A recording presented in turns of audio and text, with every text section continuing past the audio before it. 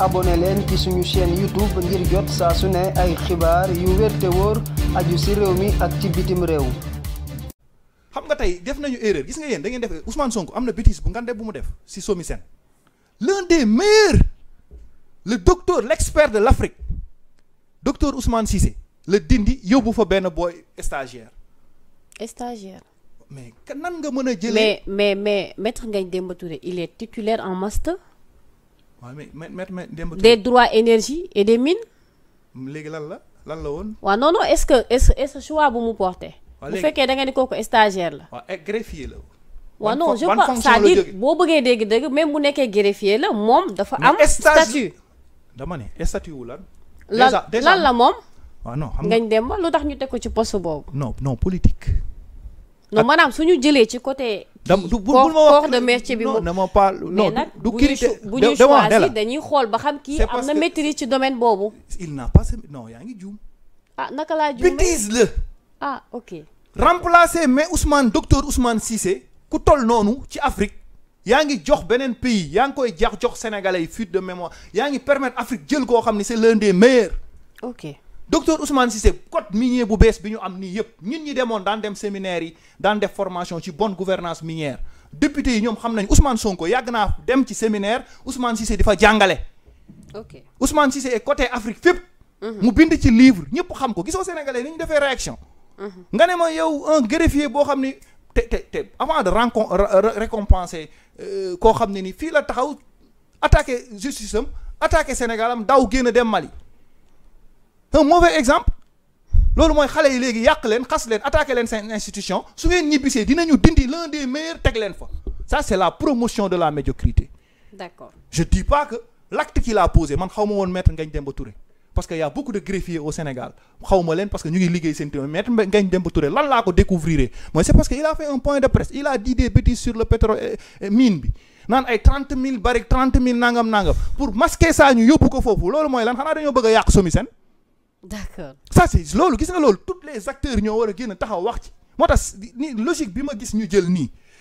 après RTS pour man journaliste dañ bëgg mu éliminer wu. ok lanceur d'alerte bu ñu ko jëlee jox leen ay kes mooy bu ñu amati journaliste bu ñu amati leen beneen bi ñu ñëw SOMISEN ñëw ci société minière bi ëpp doole dindi fa ki nga xam ne ni en Afrique bu dul benn ñaar la fi nga dindi ko fa indi fa kenn ko am bu fa demee stagiaire lay doon. mais si xool leen logique boobu gis nga tey moo taxoon appel candidature boobu bu amoon tey mais dinañ am ku meilleur Ousmane Cissé. xam nga mais aussi appel à la candidature bu amoon aussi ñi nekkoon ci régime bi ñoom ñooy dellu si waat. mais kon Sénégal jaralu ko Ousmane Sonko ñoom. non waxuma jaralu ko dama ne la plupart des postes ñi fi nekkoon ñoom ñoo fi nar a dellu si waat te ñoom dañu woote rupture. mais le directeur de dégoulement dama ne rupture mooy lan Ousmane Sonko lu mu wax ci rupture mooy l'égalité des chances. waaw mooy Sénégal la ñuy jiital. waaw mais yow tey pourquoi mu conserver le secrétaire général de la présidence. mais c'est parce que jàpp na ni war nañ mën a liggéey et c'est tout à fait normal. non déggoo bul def une chose et son contraire. non j'ai pas dit une chose et son contraire. c'est-à-dire déggoo non dama ni. xam nga léegi da nga ne jàpp nañu war nañu mën a liggéey parce que waa ji à la présidence gis nañu ni mën na liggéey. waaw kooku moo nekkoon homme de confiance su président Macky Sall te dañ ko dégager. ba ñu tànnee kooku. ba ñu bàyyee Samba Ardo Ba foofu ba ñu jëlee l'actuel ministre des finances Diba bi nga xam ne moo defar budget bi depuis état moo nekk foofu directeur piiwu budget bi. kooku amul changement continuité la. mais bu ñu defee continuité boobu ne dañu jël ñi nga xam ne ñoo fa nekkoon kon tey boo ñëwee SOMISEN fekk fa ku mel ni docteur Ousmane Cissé da ngay def continue parce que xamul tax mooy c'est le Sénégal xam nga dafa am histoire bu fi mës a am ma nettali la ko Allé Lo il fut l'un des meilleurs experts en décentralisation. État du Sénégal Wade dafa daanu pouvoir mu ñëw fu ñu dem négocier avec les bailleurs du ñu am xaalis mais bu ñu demee outil ji expert ñu ne leen Sénégal la am Allé Lo la tudd mais Allé Lo il a fallu que sëñ Abdou Aziz Sy Al Amin kilifaam parce que mooy denc taawam maam Fama mu koy nuyu di ko ziar moo ne ko demal liggéeyal sa réew. vous pensez que tey directeur de l'horticulture bi nga xam ne Macoumba Diouf c'est l'un des meilleurs pour man bu yegsee tey Ousmane Sonko soxla ko dafa war a liggéeyal Sénégal. effectivement parce que sénégalais bi ñuy teg Ousmane Sonko dem ak moom référendum ak Diomaye c'est parce que dañoo jàpp ni daf leen wax bu ma yegsee sénégalais yëpp ay tolloo ci lépp fonction publique dafay am concours. ay da nga jàpp ni kon. man ñaari actes yi dama ko wax ñëpp ma ne leen Ousmane Sonko et Diomaye s'ils réussissent à faire ça mooy appel candidature bi ak concours fonction publique bi mu leer ni sénégalais yëpp égalité de chance lay doon c'est fini. ils peuvent être nos présidents à vie. Parce que problème au Sénégal ñaar yi la woon. mooy gars yi dañuy toog fee di cotiser. mais boo ñëwee nga jël sa xarit sa syndicaliste sa politicien yóbbu ko port Waly Diouf Bodian. nga jël foofu xale mais tey su Wade ñun Wade moo ñëw indi ay boy yu parewul mu def leen ay ministre yu parewul à l'université ñoom Fada ak yooyu si la université yàqu booy amatuñ envie jàng amatuñ motivation. nga Macky Sall yegg si indi ay Néné Tall ak ñoom kii ak jëlee leen université pare wu ñu jàng ñëw mais dans les normes Djibo Ka fan la ko Abdou Diouf jëlee indi ko yóbbu ko xool fan courrier présidence Moustapha Niasse fan la ko Abdou Diouf jëlee dafa leen jàngal ñu yéeg Pape Malick Ndour mii de bi muy doog a ñëw nii fu ñu ko déparé le ministère de l'économie et des finances mu nekk fa jeune cadre yéeg tey jeune am yooyu lan la leen waroon jëkk a jox c'est pas parce que ñoo gagné les jeunes ñoo ñëw au pouvoir mais expérience ak compétence amul âge. daf ci bokk. parce que da ngay gis benn mag boo xam ne ci domaine am Sénégal wala Afrique moom rek moo koy mën. mais nan nga mën a ñëw jël ay jeunes bombarder leen ay première poste de président parce que dañu liggéey loolu mooy les jeunes dem leen ngeen politique yi bu leen liggéeyati bu leen jàngati tey bu defoon loolu dafay delloowaat tout le monde ñu demaat jàngi ci les meilleurs ñoom ñooy ñëw au poste clé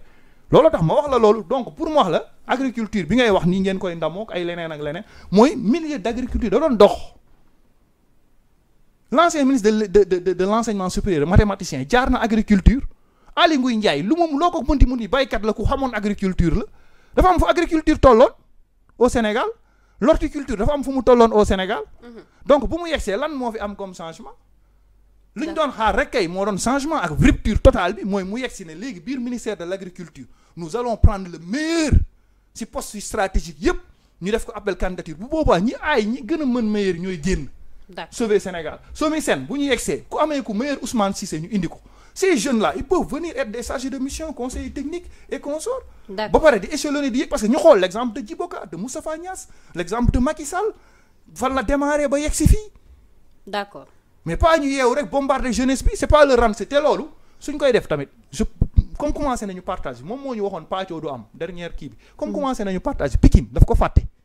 c'est que Pikine a contribué sur l'élection de Ousmane Sonko Daouda Gueye amul jeune bu ko gën a meilleur Daouda Gueye dawul dem Mali dawul dem fenn Pikine la toog ñu koy tëj di ko tëj ci kaso yi muy xeexal ñu ba ñu am cimetière xeexal ñu ba suñu foncier bi kenn bradé wu ko je leur rappelle Daouda Gueye Pikine li mu jox Pastef ak li mu jox leneen Daouda Gueye mérité ministre Pikine amul kenn ku ko représenté dans le gouvernement d'accord Abou alors donc kooku moom plaidoyer la boobu parce que Daouda Gueye bu yegsee am nay compétence yi am na xam-xam bi d'accord te xeexal na leen ko bu dee xeex rek la Daouda Gueye may mën a buso tamit buñ ko fàtte sama xuloo waale la mais li mu daj ci xeex bi kenn daju ko ci may mën a buso mérité d'être ministre d'accord parce que dafa xeex comme amatul appel candidature moi je dis may mën a buso sama xuloo waale am na cër Daouda Gueye Pikine waaw parce que mais jaraloon ñoom Ousmane Sonko ko jaraloon man ñuy càmmiñam muy at mu ñëw naan daf may attaqué non bul yegg mais elle mérite xam nga lu tax xeexu Ousmane Sonko bi daf ci dégg lu ne daj ci lu ne d'accord tey dans les premières kii Dame Mbodj dafa am mérite li mu wax dama ci d'accord ak moom parce que bu amul appel candidature Ousmane Sonko accepté na day def comme politicien yëpp dafay retourner waat système bi comme ancien système bi dafay def continuité mais bu yegsee partage la dafay am pàccoo mais na jox nag ñi ko mérité Dame Mbodj daf ko mérité mais Pikine exceptionnellement dañ koo zappé parce que ku toll ni Daouda Gueye Pikine li mu dajal Pikine ak li mu xeexal Ousmane Sonko ci kaso bi ñu béy ko di jëli ji booy bu dawoon ba Mali di ko jox Somi Sène may mën a buso it chapeau bu rafet bu ne sol na ko caq bu rafet bu ne sol na ko défilé na ci dëkk yépp mais elle mérité ñu jox ko poste stratégique Dame Mbodj la même chose Dame Mbodj wax na ba kañ a génn ci gémmiñam xanaa war nañ koo jox poste ci seddoo bi. yaa ngi bépp ko bëri keneen. non parce que daf ko mérité parce que dafa wax ba costume am naaw dafa wax ba créer site am tuddee ko laayami xanaa nag dinañ ko jox poste dafa sonn moom Ousmane moo ko woote mais nan ngay mën a jëlee ay Cheikh Bamba Dièye ñi ñëw bërki démb nan ngay mën a jëlee ay directeur ONAS bi Cheikh Dièye ñi ñëw bërki démb mais Dame Mbodj ay Lacoste ak yooyu may mën a buso ak tamit lu ñu munti wax dañu xeex xas ñi attaqué nit ñi sosal nit ñi ba yegg si fii ñu yegg si tey ban mérite la ñu ëppale ñi ñëw alliés yooyu ñu jox seen poste de responsabilité yooyu yu stratégique yooyu boo décidé nag ne léegi dañuy séddale ñi sonnoon mais Dame Mbodj est plus méritant Maïmouna Bousso est plus méritant waaye Pikine nag li mu xeex ak li mu contribuer ci combat bi Daouda Gueye si table gouvernement la waroon toog pour Pikine parce que Pikine ñëpp jàppale Ousmane ndax Daouda Gueye boobu te Daouda Gueye boobu li tax sax ñu topp ko mooy xeexu Pikine yëpp la porté woon Almeri l'extension des cimetières les ñaay xeexu étudiants yi xeexu élèves yi Daouda Gueye même ginaar bu réeree Pikine sax mu topp borom ginaar bi wëral ko ba mu gis ko ba pare versé ko ci compte Sonko. d'accord mun nañ jeexal foofu. waaw parce que loolu plaidoyer la ay gis-gis la. parce que dañ leen yàgg a topp loolu lu ma metti la pàccoo bi commencé na. séddoo moo am amul appel candidature reniement moo am mais ñi ma xam te ñu xeex nañ leen jox seen mérite. d'accord loolu moom lu ma dencoon la te fu ma toog tant que gisuma Daouda Gueye décret Maïmouna Bousso décret Dame Mbodj décret parce que jàkkaarloo nañu ba pare nañu jàkkaarloo parce que reniement am na gor sa wax ja am na après la mu waxoon defu ko. reniement bi moom kenn mënuñu ko layal. d'accord waaw bonne gouvernance nag IG tant que mu ngi nekk présidence. Cour des comptes tant que indiwuñu loi buy wax ni ku képp ku nekk ci régime financière yeeg képp kuy diriger benn kii da nga war a apolitique même mooy direction poste yi mais ñoom ñoo ko waxoon Diomaye da nga leen doon déglu ñoom ñoo ko waxoon. d'accord mais dañ ko wax bañ dégg ko. donc nañ ko appliquer. dañ ko war a appliquer beneen bi stop rapport yi aussi tamit ñu xool rapport yi. ñuy lire rapport yi normalement conclusion des assises nationales. Ousmane Sonko da cee bokkoon na ko indiwaat. les assises de la presse. dans l'urgence parce que maa ngi gis gaa yaa ngi rogojeeru ñoom lii saa ngi xaar ay arca Serigne Bassirou Serigne Saliou Gueye moom sax mérité dafa war a ñëw tamit parce que wax na ba feebar wax na ba ma yaakaaroon ni ci kaw plateau yi lay daanu. d'accord ñooñu dañu am mérite tamit parce que dañoo xëy wax muy dox lañ créé ñoom ñoo créé wax muy dox mais ñëw nañu ba falu nag mais nañ leen jox seeni responsabilité papa ñu jox Pape Alé du wal fu bërki dem ba xaru na daa xaar ba sonn jotul mu xaru jékki-jékki tàkk parce que dafa sonn xaar ba sonn mu jigi ngeen gi wal fu mérité wul woon ñu koy kañotal. d'accord Abou c'est bon mu nekk fermé point boobu. non mais loolu la. ok alors fi ma bëgg ñu dem fa très rapidement. ak seen mbokk journaliste yooyu. ñaari non kii Abou. là non Abou defal ndànk na. animateurs yi ne ci plateau yi. bàyyil journaliste yeeg ñiy liggéey seen liggéey ñu liggéey ko waaw non il faut pas ngay attaquer quiconque nag ça moom du ma la ko kii déedéet ma ne seen plateau yi la ñuy toog suñu plateau yi la ñuy toog dañ leen fi invité dañuy ñëw wax def seen liggéey non Abou non il faut pas nga leen di indexer comme ça lu tax ñun Sénégal dañuy fàtte xam nga dañuy fàtte Thierno Alassane Sall bàyyi leen ñu def seen liggéey correctement. waaw non xam nga liggéey bi man d'accord naa ñu def seen liggéey mais damay fàttali Ousmane Sonko ak Diomaye ne leen da ngeen amoon ay nit yu ne ci plateau yi ay chargé de com la ñu bëgg a doon. ana lan ngeen doon wuti ca Makka muy jàllaaba muy cuuraay muy bépp accessoire buy jógee Makka ana lu ngeen di wuti Makka lépp loo xam ne da ngeen koy jëli ji ba Dubaay lépp loo xam ne da ngeen koy jëli ji maanaam foofu nga xam ni moom moo di ca Makkatul Mukarram am na fii nga xam ni moom moo di ci Saloum Jidda nekk fii ca 48 rue Fleuris angle Paul Hall muy li nga xam ni moom moo di ijab yi nga xam ni kat moom la jigéen ñi di muuroo muy li nga xam ni moom moo di cuuraay muy zamzam muy lépp loo xam ne da di abbaaya wala sijaada lépp li nga xam ni moom ngeen ca bëgg ñëw leen fii nga xam ni moom moo di 48 rue Fleuris angle Paul Hall da ngeen bëgg li nga xam ni kat moom moo di oud wala ambre VIP muy parfum yu amaanaa yooyu di bàyyeekoo Makkatul Mukarram wala foofu nga xam ni moom moo di kat ca Dubaay jalaaba yaa nga wook kurus yaa ngi fi mbaxane yaa nga fa parfum oud yaa nga fa sijaada yu baax yaa nga fa kaamin yaa nga fa lépp looy soxla te muy jugee Makka te muy jugee Dubaay ñëwal fii nga xam ni moom moo di Saloum Jidda 48 rue Fleuris angle Paul Hall marché Sandaga Dakar bazin yu baax sax am nañ ko bazin yu baax a baax ca Saloum Jidda rawatina nag lem yoo xam ne ña nga jóge màkk yii miel jëlal gaaw 77 356 32 32 77 356 32 32 wala 77 562 24 24